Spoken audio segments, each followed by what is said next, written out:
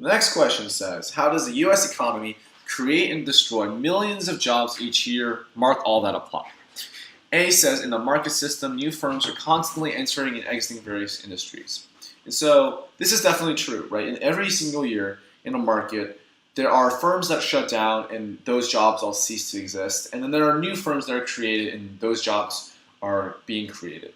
And so part of the reason we see so much job creation and destruction is because of the creation and destruction of firms. And so A is definitely going to be correct. B says, well, putting aside whether firms are expanding, are being created or destroyed, some businesses are expanding and hiring more people, and other firms are contracting.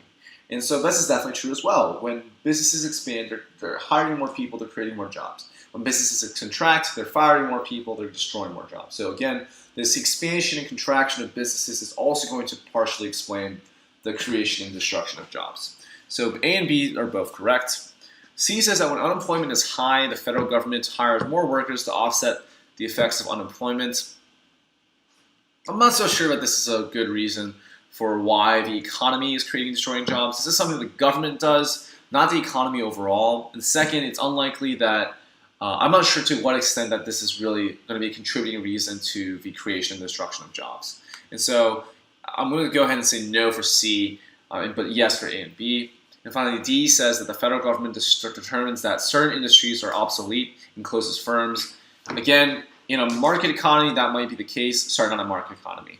In a command economy, that might be the case. In our economy, in the U.S. economy, with it being a mixed economy, the federal government rarely is deeming certain industries to be obsolete and rarely telling firms to close, right? We leave most of that up to the market decision.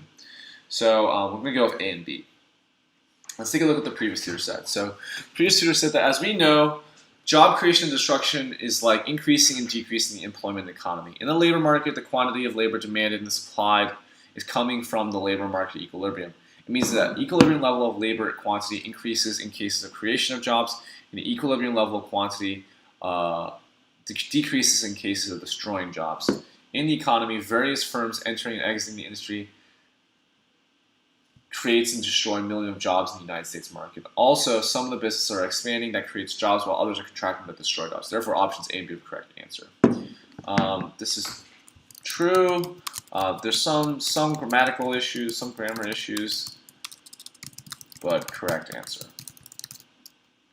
And we can mark that as correct.